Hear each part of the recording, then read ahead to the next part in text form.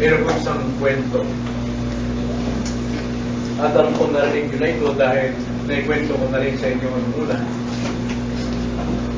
Isa po siyang leader ng Prussia, Germany. Ang pangalan niya ay si Frederick the Great. Si Frederick the Great, tinawag siyang great sapagkat napakaraming digmaan ang kanyang naipagtagumpay. Kasama ang kanyang mga magigiting na sundalo ng mga Prussians. Ngunit may kapintasan ang dakilang taong ito dahil siya po ay mahilig manlibak. At isang araw, sa isang pulong, siya po ay nanlibak kay Jesus Christ. At dahil sa kanyang panlilibak kay Jesus Christ, umugong sa buong kapulungan ang tawanan. Ngunit mayroon siyang isang general ng pangalan ay si von Zilan, isa siyang Christian. At sa kanyang narinig na ito, tumayo siya ng buong tikas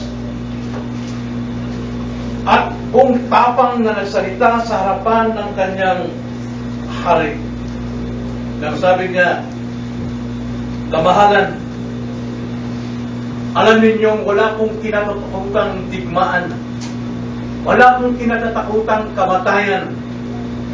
Nakipagdigma ako ng 38 digmaan na pawang ipinagtagumpay ko alang-alang at para sa inyo. At ako'y matanda na. At ako'y paroroon sa presensya ng makapangyarihang higit kaysa sa inyo. Ang Panginoong Jesucristo kong tagapagligtas na iyong nilalapastangan. Iginagalang kita bilang aking hari na isang matandang nagmamahal sa aking tagapagligtas sa dulo ng walang hanggan." At siya'y umupo. Tumayo itong haring si Frederick the Great at nanginginig ang boses at nanginginig ang buong katawan. Na sumagot, ang sabi niya, "General von Zilan, ipagpaumanhin mo. Ipagpaumanhin mo. Ipagpaumanhin mo." Paano nakuha ng taong ito ang katapangan na tumayo sa isang makapangyarihang hari na maaari siyang papatay sa mga sandali? Paano niya nakuha ang katatagang ito? Mga kapatid, nais kong magbahagi ng talata sa Biblia sa Ephesians chapter 6 na nagtataglay ng isang malakas na katotohanan na dapat nating suriin kung paano tayo maging malakas na Kristiyano sa ating pananampalataya sa Panginoon. Nais kong basahin ito. Isang napakaikling talata, ngunit may kapangyarihang makapagtuturo sa atin paano tayo makapagpatuloy maging malakas sa ating Panginoon. Ganito po ang sabi. Ito'y huling pangungusap si Pablo sa kanyang mga kapatid sa Ephesus. Kung paano niyang itinuring na parang mga sundalo na sa kabila ng kanilang mga spiritual gifts, sa kabila ng kanilang kaalaman sa katotohanan, kalaguan, ay kailangan pa rin nilang magbantay at isuot ang baluti na kaloob ng Diyos at magpakatibay. At ito ang sabi niya sa verse 11. Sa kahuli-hulihan, verse 10, sa kahuli-hulihan, patuloy kayong magpakalakas sa Panginoon at sa kapangyarihan ng kanyang lakas. Finally, be strong in the Lord and in the strength of His might. Ito ang salita ng Panginoon. Tayo'y manalangin. Panginoon, gaya po ng aming nabanggit kanina, maring sa loob ng 1 oras at 30 minutong pangangaral, isang panirala lamang, Panginoon, pabisa ng kailangan namin upang marinig namin ang iyong tinig. At ngayon po, isang dakilang talata ang iyo pong ipapayag sa amin at tulungan niyo kaming maunawaan ito sa tulong at lakas ng inyong banal na Espiritu, upang kami ay makapagpatuloy sa kalakasan ng pananampalataya sa aming Panginoon. In Jesus' name. Amen. So Ephesians chapter 6 verse 10 ay katotohanang magpapatibay sa mga Kristyano, sapagkat taglay nito ang dalawang katotohanang dapat nating panghawakan as Christian. At kung hindi ka pa Kristiyano, kailangan mo munang isuko ang buhay mo kay Kristo at yaking mayroon kang tamang relasyon sa Kanya, upang sa gayon, ang iyong pangahawak ng katotohanan ito ay hindi moral, kundi ito'y isang lakas bilang ligtas na tao. So anong dapat o anong dalawang katotohanan ito na napakalagang dapat natin panghawakan? Ito po ay napapaloob sa dalawang utos. Dalawang utos. At ang unang utos, be strong in the Lord. At ang ikalawang utos, be strong in the strength of His might. Be strong in the Lord and be strong in the strength of His might. Una po, ang sabi ng talata natin binasa, be strong in the Lord. Na napakalaga po ang tenses sa Greek. At tulad ninyong banggitin ko lamang ang tense na ginamit dito. Ito po ay nasa present passive imperative. Ito po ay kasalukuyan, ngunit passive na utos. Ang utos po dyan ay be strong in the Lord. Nang ibig sabihin po ng passive ay wala kang ginawa kundi ikaw tagatanggap ng kalakasan. Like for example, sa halimbawa sa Greek ay ganito, the boy was hit with the ball. Yung boy ang siyang tumanggap nung tama ng bola. Hindi siya ang gumawa, kundi siya ay tagatanggap. Yung pong ibig sabihin ng passive. Yung kalakasan dito ng ating pananampalataya ay nasa Panginoon. Hindi natin ito pagsisikap, palakasin natin ang ating pananampalataya, palakasin natin ang ating buhay, palakasin natin ang ating relasyon kay Kristo, kundi ang ating pong object ng ating pong kalakasang espiritual ay nasa Panginoon. Now, gusto kong magbigay ng ilang mga talata upang maunawaan natin ito. Gaya ng sinabi ko, hanggat wala kang tamang relasyon kay Kristo, hindi mo magagawang magpakalakas sa Panginoon. Sapagkat ang magiging gawa mo, magpakalakas ka sa iyong sarili.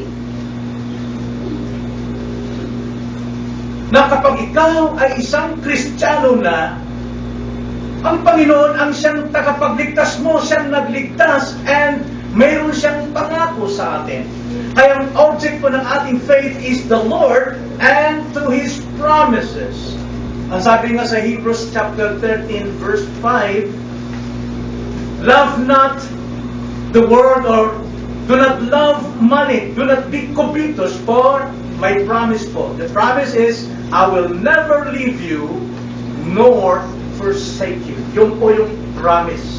Now, tingnan natin mga halimbawang talata na makapagbibigay sa atin ng unawa na tinatawag na be strong in the Lord. Hindi yung ikaw gagawa, kundi maging malakas ka sa Panginoon at sa ginawa ng Panginoon sa iyo. Like for example, Romans 4:20. Ganito po ang sinabi sa Romans 4:20.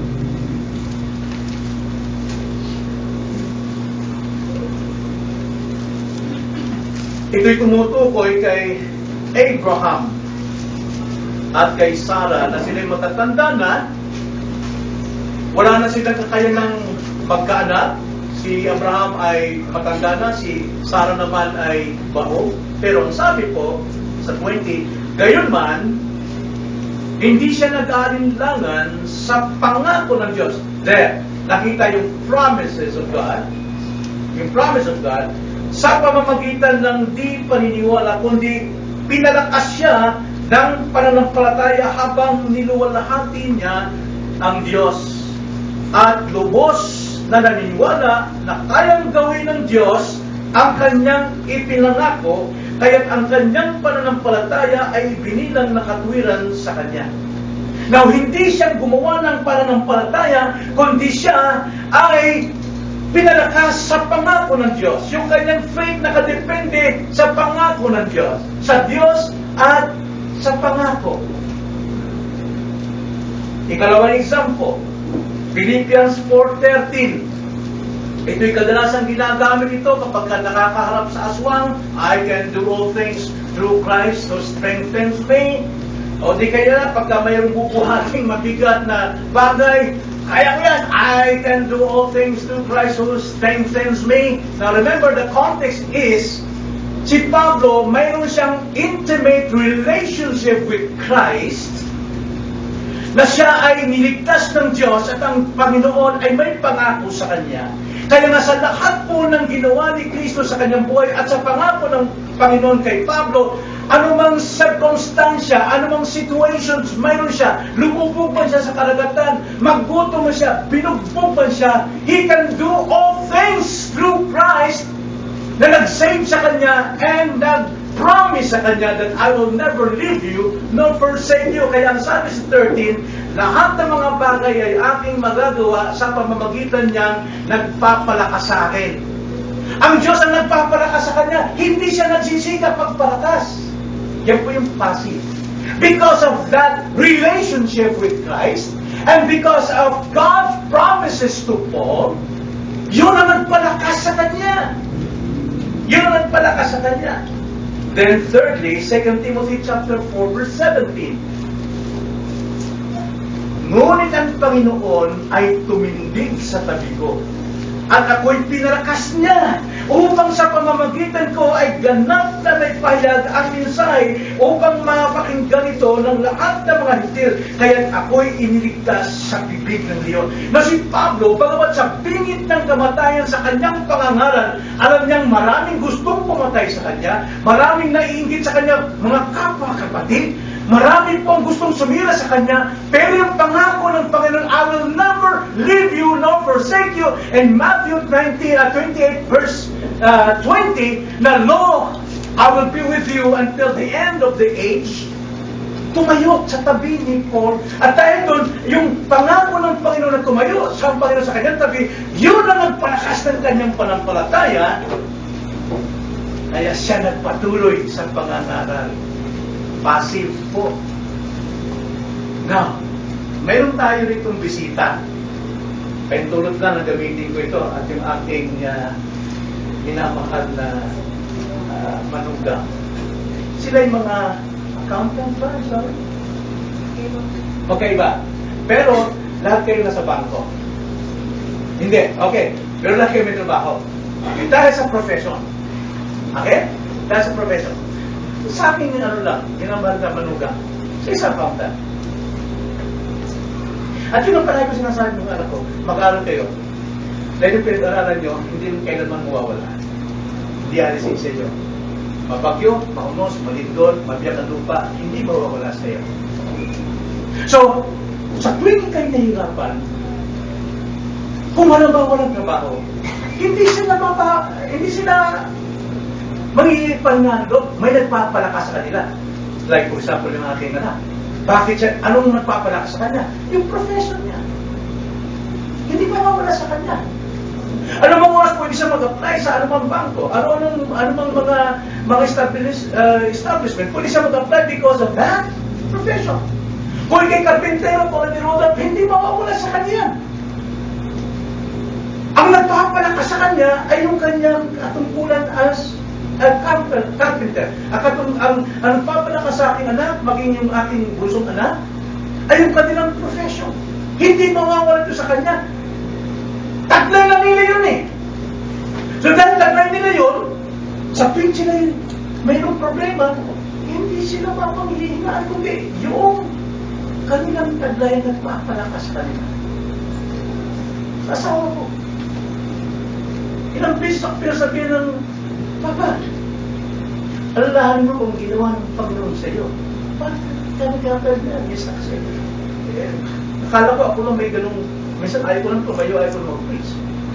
There, even Spurgeon and Martin Luther, alam nyo, every Sunday, may pangyayari sa buhay nila na talagang depressed sila, discouraged sila, ay pinubuhat sila ng mga deacons para dalhin sa church para mag-preach. Pero sabi ng Kristo, tanda mo yung ginawa ni Kristo sa iyo. Sino ka noon? Kung gaano ka kasama, kapag-bago. At dahil doon sa ginawa ni Kristo, yun ang nagpapalakas sa atin. Yun ang nagpapalakas sa atin. Now, tayo man, minsan nawawala yung pag-ibig natin doon sa ginawa ng Diyos sa atin. Kailan yun nangyari? Aling turning point ninyo na nakita ninyo na tapat ang Diyos? Ano yung bagay na nagpapago sa inyo? Ano yung relasyon? Kailan? Hindi natin masabi ko ng petsa, pero nangyari. Ellis, nangyari. Hindi lang alam kung kailan, pero nangyari. At yung pangyayaring yun, yun ay hindi mawawala sa iyo. Every time naharap ka ng anumang problema, yun ang magpapalakas sa'yo. Sa'yo asawa? Sa aking asawa? Pag may akong problema sa kinarap na wala siya, tulad nung nandun ako sa Saudi, bakit ako magtatrabaho for 4 years? Ano nag-motivate sa akin? Yung pag-ibig na aking asawa, pag-ibig na aking anak, hindi mawawala.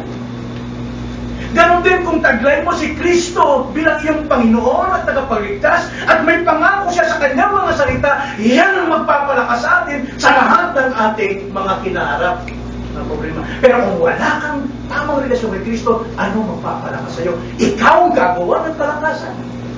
Maghihilog ka. Maghihilog ka. Kaya yung pong utos ito, be strong in the Lord, meaning to say, passive. Magpalakas ka sa ginawa ng Panginoon sa iyo. Yun po ang ibig sabihin. At ang kalakasan ito ay hindi ito automatic gaya ng ating pag-aaral na. Napagamat may pakinabang kaunti ang physical fitness. Ang pinakamalaga ay ang spiritual exercise. Kahit ano bang ganda ng katawan mo, kahit sino ka bang sikat sa mundo, dahil magandang hubog ng katawan mo, pero kung wala kang tamang relasyon kay Kristo, wala kang tamang exercise sa iyong spiritual life, you are nothing. Kailangan dito pag-uubo. Kailangan lumalago tayo sa ating tiwala sa ating Panginoon at sa kanyang mga pangako sa atin. Yun ang nagpapalakas sa atin. Alam niyo nung araw, minsan, nung unang anak ko namin, si Ramil, aming panganay, na tinawag na butla. Kasi malaki yung mata, kasi 7 months lang eh. Tapos pinagpetakan ko lang gapos siya, pag nagpapakain ako. Pero di ba, nung hindi pa ako siya sugar ako, lahat ng kalirahan sa San Lazaro at sa Santa Ana, andyan ko palagi. Hercules, Malinggo. Tapos, minsan wala akong pamasaya, maglalakad. Talo. Lungkot na lungkot ako. Kasi ginagawa ko talaga ng araw, nung naging manager ako dyan sa kumpanya, nagsusugal talaga ako para lang manalo. Eh, maganda yung manalo para pagpapali sa mga empleyado.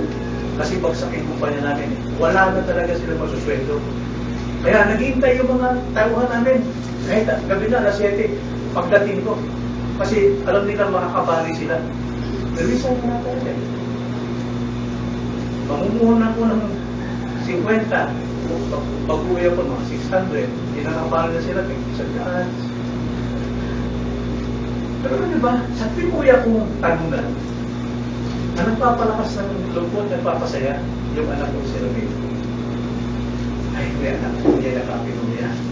Nakalimutan ko na. Kahit ano pang problema ninyo, kung alam nyo, mayroon kayong tamang relasyon kay Kristo. At kayo'y sumusunod sa pangako ni Kristo. Lalakas kayo. Lalakas kayo. Be strong in the Lord. So, ganito ang spiritual strength na kailangan natin. Sino?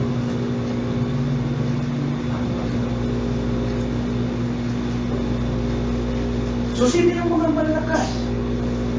Mga Kristiyano. Well, sila yung tinutukoy ng malalago.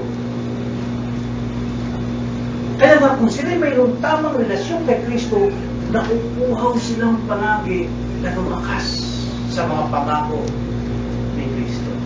At ang mga pangako niyan ay makakamit mo sa iyong personal devotion at sa iyong pakikinig ng mga mensahe sa tuwing mayroong pangangaral.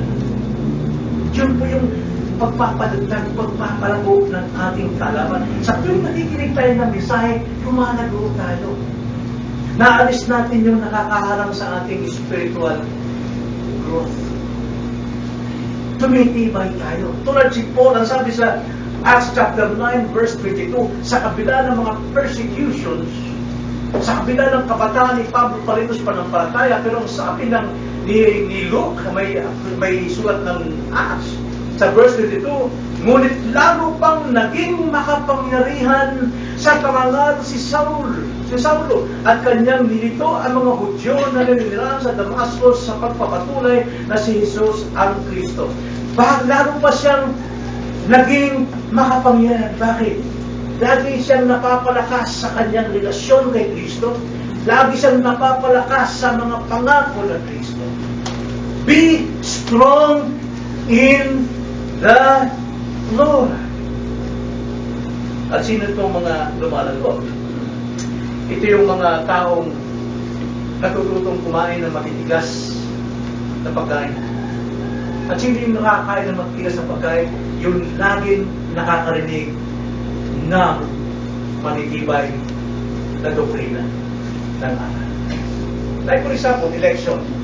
Kaya ba tanggapin ng mga Kristiyano yan? Ng ibang Christian, quote-unquote, Christian for 20, 30, 50 years, at kapag nakarinig sila na God's elect, yun lang kaya yung liligtas, hindi na kaya yun. Hindi na kaya kainin yun. Bakit? Kulang sa pagkain. Kulang sa exercise. Sa spiritual. Kayo ba naniniwala kayo na ang ililigtas ng Panginoon ay ang mga elect lamang niya before the foundation of the world? Of course. Dahil lagi nyo napapakinggan ang sinasabi ng banal na kasulatan. Hindi noong puro-puro noong mga ngaral. So sino yung nakakain? Alam nila yung what is good and what is bad. Yung mga manlago. Yung hindi mo manlago, kahit bad na, ginagawa pa rin. Yung sinasabi mo kanina eh. Maraming mga Kristiyano na talagang naniniwala intellectually, talagang kino-confirm nila that they are Christians and they believe in Christ, and yet, may ginagawa nila kaysa anong paniniwala. Pagdating sa pagsamba, wala, maraming dahilan. Pagdating sa devotion, wala, dahil maraming dahilan. Ganun ba yung Kristiyano? Ganun ba yung mayroon siyang kalakasan mula sa Panginoon? Hindi siya naniniwala. Ang isang totoong Kristiyano, matibay sa salita. Nag-aaral ng salita. Tumatanggap ng salita. Nag-aaral ng Panginoon. Hindi palaging, alam ko na yan, dancing, praise the Lord, hallelujah. Hindi naman ako for 30 years, for 35 years.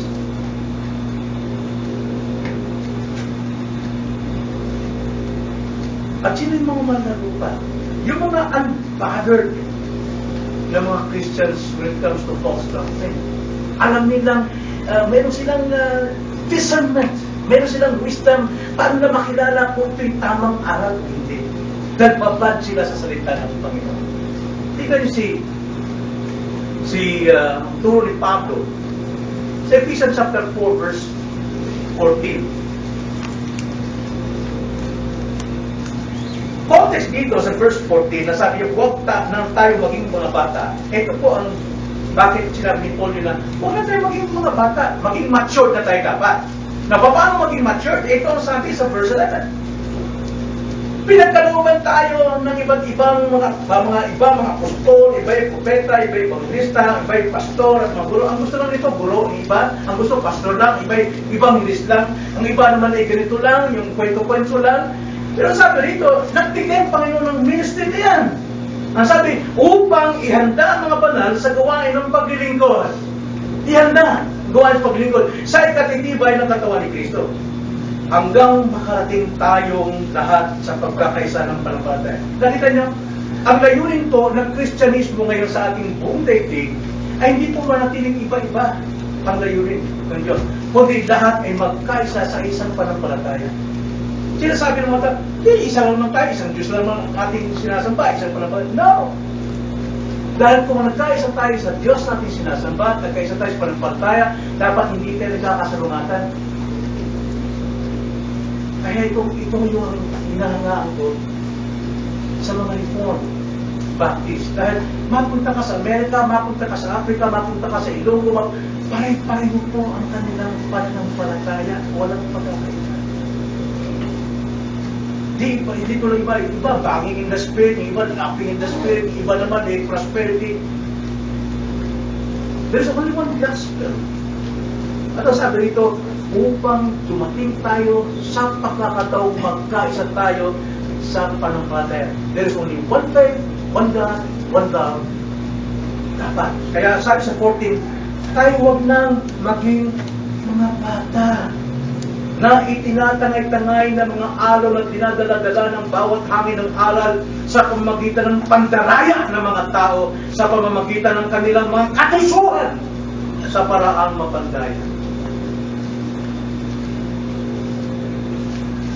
Yun po yung malalago, hindi na-disturb sa anumang aral sa paligid. Hindi natatangay. Tulad ni Paul, determinado siya sa kanyang pagkakilala kay Kristo at pagkakatawag kay Kristo. Yun po yung una, be strong in the Lord. Ibig sabihin doon, passive, hindi tayo gagawa, kundi magpakalakas tayo sa ginawa ng Panginoon sa atin. Kung wala pang ginawa ang Panginoon sa iyo, saan ka kukuha ng lakas? Then, ikalawa, be strong in the strength of His might.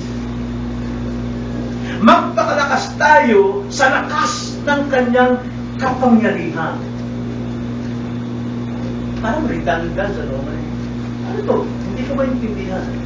Pero napakasimple naman eh. Magpakalakas ka sa kanyang lakas at kapangyarihan. Bakit po? Now, according po sa Ephesians, ang context dito, ang sabi ni Pablo, sapagkat ang kaaway natin ay hindi sa pagitan ng physical, but spiritual. Sa physical, gagawin mo, magpakalakas ka. But sa spiritual, hindi mo kaya yun. Tanging sa ginawa ng Kristo sa iyo at sa kanyang pangako ka lalakas. Kaya, tinutukoy ito sa panloob na kahinaan ng Kristiyano. Kahit Kristiyano ka, mayroon ka itong kahinaan. And what is that weakness? Discouragement. Number one talaga nating kaaway is discouragement. Ang Panginoon hindi natutuwa sa discouragement. Kailan man ang Panginoon natin, Iso Kristo, hindi na di-discourage. Saan mula discouragement? Stress. Anong kawayan ng discouragement? Depression. Anong kinawayan ng depression? Suicide. Hopelessness. Huwag tayong dumating po sa depression. Kailangan natin pagtagumpayan ang discouragement. At ito sinasabi nito ni Paul, be strong in the strength of His might. Magtiwala tayo sa kanyang lakas. Magpalakas tayo sa tiwala sa kanyang lakas at kapangyarihan. Ito pong problema eh. Discouragement ay minsan napagkakamalan natin as disappointment. Actually, kadalasan sa atin, disappointed, not discouraged. At dahil hindi natin makita ang pagkakaiba ng discouragement and disappointment, bumabagsak talaga tayo sa discouragement. Dito talaga tayo bagsak. Kaya dapat lang na alamin natin ang kahulugan at pagkakaiba ng dalawang ito. Now, discouragement, dapat natin unawain. Ito yung tinatawag na panghihina ng loob, kahina ang loob, discouraged ka talaga. Sira ang loob mo. Wala kang katatagan, o wala ka talagang tapang na tumayo. Discouraged ka. Nawawala ang lakas ng loob, nawawala ang tiwala, nawawala ang pag-asa, o di kaya nawawala ng espiritu. You lose your spirit dahil discouraged ka.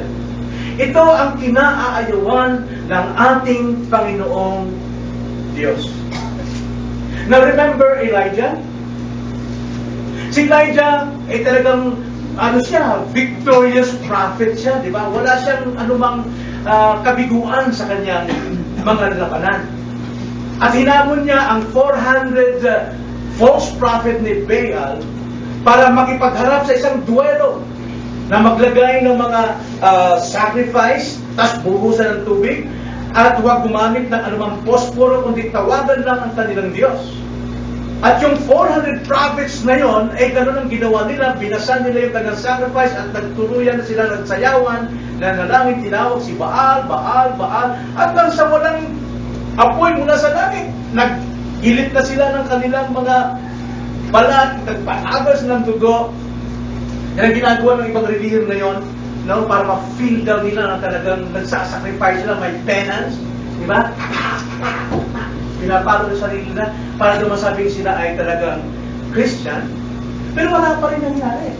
Pero si Elijah, ginawa niya ganun din ang ginawa niya sa sacrifice, binusan ng tubig, nilagyan ng kanal, binusan pa rin ng tubig, inabis pinabuhusan ng tubig at tinawag niya ang Diyos. At mula sa langit, bumagsak ang apoy at tinupok, pati tubig nagliliyak. That's impossible. Pati tubig nagliliyak. Hanggang sa natupok. At pagkatapos, pinagpapatay niya ang mga propetang ito. So, ano nangyari? Pagod siya. Pagod si Elijah kung maghapon din. At ito si Ahab, asawa ni Jezebel, nagsumbong. Ganitong ginawa sa propeta mo, si Elias. Na alam minsan, ang boses ng babae, nakakatakot eh. Diba? Nakakatakot minsan. Kahit maliit lang yan. Kaya pa dyan. Sabi ni Mr. Diba? Si Jezebel, gano'n. Nasa sulat. At alam mo ito kay Elijah. Sa lahat ng ginawa mo sa aking mga propeta, bukas na umaga, gano'n din ang gagawin ko sa iyo. Isumpa ko sa aking Diyos. Alam mo nangyari kay Elijah? Natakot siya, nanginig siya. Tumakbo siya ng ilang milya para takasan si Jezebel. At pagdating doon, nahiga, at anong panalangin niya? Tama na, Panginoon, patayin mo na ako.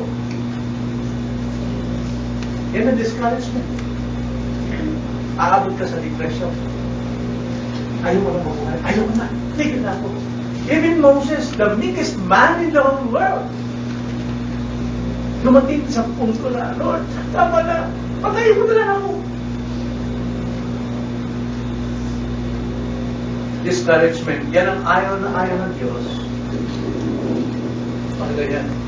Dumating ba sa inyo yung gano'n? Nadi-discourage kayo? Yes. Kahit si David. Pero anong gamot ni David? Nung ma-discourage siya, basahin natin. Psalms 42, verse 5 to 6. At ito rin ang dapat natin gawin. Kapag nakakaramdam na tayo, na ginugupo na tayo, na kainaang loob, discouragement, aba, matinding kalaban yan. Maraming mga taong discouraged na talagang pinupugutan nila ulo nila, binibigti nila David. Ang sabi ni David, why are you in despair, oh my soul? Kiniwisto niya ang sarili niya. Bakit ka nanlulumo o kaluluwa ko o sarili ko? Bakit ka nababagabag sa loob ko? Kaya sabi niya, umasa ka sa Diyos! Balikan mo ang Diyos! Be strong in the strength and mighty of God. Anong ginawa ng Diyos sa iyo? Anong relasyon mo sa Diyos sa iyo? Anong pangako ng Diyos sa iyo? Doon ka magpalakas. Sabi niya, umasa ka sa Diyos sapagkat siya'y muling pupurihin ko dahil sa kaligtasan mula sa kanyang harapan. Hope in God, for I shall again praise Him. Paano niya may pag-praise? Paano niya masasamba ang Diyos kung hindi siya manumbalik sa Diyos? Ang kanyang pag-asa. Yan po ang discouragement. Now, disappointment, kaiba. Disappointment, ibig sabihin ito pagkatalo. Disappointed ka. Pagkatalo o kabiguan sa inaasahan. Miscarriage of hope. Yung bang nalaglag mo yung pag-asa mo. Nakunan ka ng pag-asa. Yan po ang discouragement. Hindi mo natanggap ang inaasahan mo. Pagkabigo. Kabiguan sa inaasang pag-asa o desisyon na iyong inaasahan tulad ng huwes. Magandang laban mo. Mahusay ang attorney mo. Talagang wala kang kasalanan. Umaasa ka sa huwes sa kanyang final decision, sa verdict. Pero noong sabihin ng huwes na, okay, guilty ka, disappointed ka. Hindi mo natanggap ang inaasahan mo. Kabiguang bigyang lakas ang pag-asa mo, kabiguang bigyang lakas ang inaasahan mong bagay. Yan ang disappointment. Now, ang taong malakas sa espiritu ay hindi nadi-discourage. Bagamat disappointed siya sa inaasahan. Ang taong malaman, ang taong malago, hindi kailangan ma-discourage, bagamat siya'y madi-disappoint. Si Jesus na-disappoint sa kanyang mga alagad. Pero kailangan hindi siya na-discourage. Ang sabi ng Panginoon sa mga alagad, nasaan ang inyong pananampalataya? Yung inaasahan kong kalakasan ninyo, yung inaasahan kong pagsampalataya sa akin, bakit hindi nyo na-exercise ang inyong faith? Disappointed ang Panginoon, pero never na-discourage ang Panginoon. Disappointed ang Panginoon.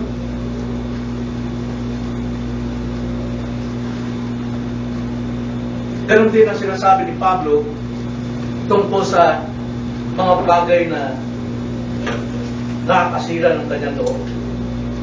Ang ginawa ni Paul sa lahat ng discouragement, tiniis pati si Pablo, in-endure niya lahat ng pahirap na ito. Hindi siya nanatili discouraged. Sabi niya sa 2 Corinthians chapter 11, 2 Corinthians chapter 11 verse 22 to 28, babasahin ko lang ito ng diretso. Sabi ko ganito, sabi ni Pablo. Now dito, siya ay pinapatay ng discouragement. Nilulugmok siya ng discouragement. Pero pinagtagumpayan niya ito. Ito sabi niya. Sino ba yung mga Hebreyo? Ako man. Sino ba yung mga Israelita? Ako man. Sino ba yung mga binhi ni Abraham? Ako man. Ibig sabihin, mayroon mga maninira sa kanya na kapwa niya mga Hudyo. Sino ba yung mga ministro ni Kristo? Ako nagsasalita na parang isang baliw. Lalo pa ako na mas maraming pagpapagal, mas maraming pagkakabilanggo, na hindi mabilang na bubog at malimit na mabingit sa kamatayan. Sa mga Hudyo ay 5 ulit akong tumanggap ng 40 hagupit kulang ng isa. 3 ulit na ako'y hinampas ng mga pamalo. Minsan ako'y pinagbakato. 3 ulit na akong nawasakan ng barko. 1 araw at 1 gabi ako'y nasa laot, nasa madalas na paglalakbay, nasa panganib sa mga ilog, panganib sa mga magnanakaw, panganib sa ating mga kababayan, panganib sa mga hintil, panganib sa lungsod, panganib sa mga ilang, panganib sa dagat, panganib kasama ng mga huwad na kapatid, sa pagpapagal at hirap, sa mga pagpupuyat, sa gutom at uhaw, madalas na walang pagkain, hiniginaw at ubat. Bukod sa mga bagay na nasa labas, ako'y araw-araw na nabibigatan sa alalahanin para sa mga iglesia. Sino ang mahina? At ako ba'y hindi mahina? Sino ang natitison? At ako'y di nag-iinip. Kung kailangan ako'y magmalaki, ako'y magmamalaki sa mga bagay na naukol sa aking kainan. Inakabilib mo, mahina siya. Pero hindi siya nagpapalugmok sa lahat ng discouragement na kanyang dinadanas kapwa sa lahat ng bagay. Ito ang pinagtatagumpayan ni Pablo. Walang makaabala kay Pablo sa kanyang pagmiministeryo, patuloy na itong ginagawa pangangaral. Kaya sinabi niya sa Romans 8:35, sino makapag-iwalay sa pag-ibig sa Diyos? Kahubaran ba? Ang kahinaan ba? Karamdaman ba? Ang tabak ba? O ano ba? Walang sino makapag-iwalay sa pag-ibig ng Diyos. Talagang pinagtatagumpayan ni Pablo, ano bang discouragement? Kaya sabi niya, huwag kayong panghinaan ng loob. Yun ang sinasabi lagi ni Pablo. Huwag kayong panghinaan ng loob. Do not be discouraged. Kawawa ang anyo ng mga taong bagsak ang balikan. May mga talagang disappointed. Pero dapat hindi discouraged. Ang mga mahina, ay makitaan lagi natin kawawa. Bagsak ang leeg, makayo-kayo, tumulog, sabog ang tiwala. Hindi kailanman naglalarawan ng kalakasan. Hina talaga. Dapat. Saan ba tayo? Kakain na lang. Talagang walang problema. Hindi ang makasamba. Kasalanan na sa Diyos kung sasamba ko na ganito pakiramdam ko. Nandig ba yung naluntas? Nagkira. Hindi lalo kami nagkakasala. Lalo kang ibinabagsak ng iyong discouragement. Ngunit ang matibay na mananampalataya, bagamat siya ay disappointed, nananatili sa daan at gumagawa para sa pagbabago ng kanyang harapan. Tumatayo. Hindi nagpapalagay. So, paano pagtagumpayan ng kailangan loob? Aba, unang-una, dapat mayroon kang kasiguruhan sa iyong buhay. Kailangan mo lang sigurado ka sa iyong relasyon kay Kristo na taglay mo ang buhay na walang hanggan. Taglay mo ang author of life, si Christ. Sapagat sino mang mayroong taglay ng buhay mula kay Kristo, kailanman hindi ma-discourage, maring ma-disappoint, pero hindi kailanman mabibigo. Dapat mong panghawakan na ikaw ay isang pananampalataya kay Kristo. Dahil ang pananampalataya nyo ng ginawa ni Kristo at pangako ni Kristo, yaan ang magpapatuloy na gagawa sa iyo ng kalakasan. Ikalawa, anong kasangkapan ang dapat natin gamitin o ginagamit ng Panginoon upang mapalakas ang kanyang mahinang Kristiyano? Walang iba, kundi halin. 1 Peter chapter 2, verse 2. Tulad ng isang sanggol, bitiin ang dalisay na gatas, spiritual. Tulad ng sanggol. Alam niyo, minsan naipipicture ko yung kalagayan dapat ng Kristiyano matulad sa isang tuta. Yung aso namin, binigay sa amin na aso ni Ganita, si Trixie. Malaki na siya ngayon. Tapos yung kasama namin aso na si Carla, malaki talaga. Lalaro sila. Ang ginawa ni Mama, pinakain ng gatas itong si Trixie. Pinainom. Hindi yata magustuhan yung gatas. Alam mo, nagpunta kay Carla. Sinuksok yung kanyang luso doon sa tiyan at hinanap yung didi. Si Carla naman nagpapabaya, ginano naman yun. Dalawa niyang kita sa huli, talagang sip-sip itong si Trixie. Wala namang gatas. Pero alam niya kung saan magmumulang gatas. Alam mo, yun ang So, lang isang totoong Kristiyano, talagang hinahanap yung spiritual na ganas para siya lumago. Kaya nga, dahil sa kalakasan ng kanyang tiwala sa Panginoon at tiwala sa mga pangako ng Panginoon, ang sabi ni Paul sa Philippians chapter 4 verse 13, I can do all things through Christ who strengthens me. Sabihin ko yun, meron siyang kakontentuhan ano man ang kanyang maging buhay. Kaya niya, lumutan man siya sa karagatan, anurin mo siya ng rubi ngayon, naman. Pero naroon pa rin ang kanyang kakontentuhan sa Panginoon. Hindi po yung pagbubuhat ang mabibigat at hindi yung pagsulong doon, pagtagod sa kasada, walang nakalagay no, pedestrian crossing, I can do all things. Huwag niyong subukan ng Panginoon. Kaya tanong ko mga kapatid, ikaw ba'y malakas? Ikaw ba'y malakas? Saan ka nagtitiwala sa lakas? Sa iyong kakayanan?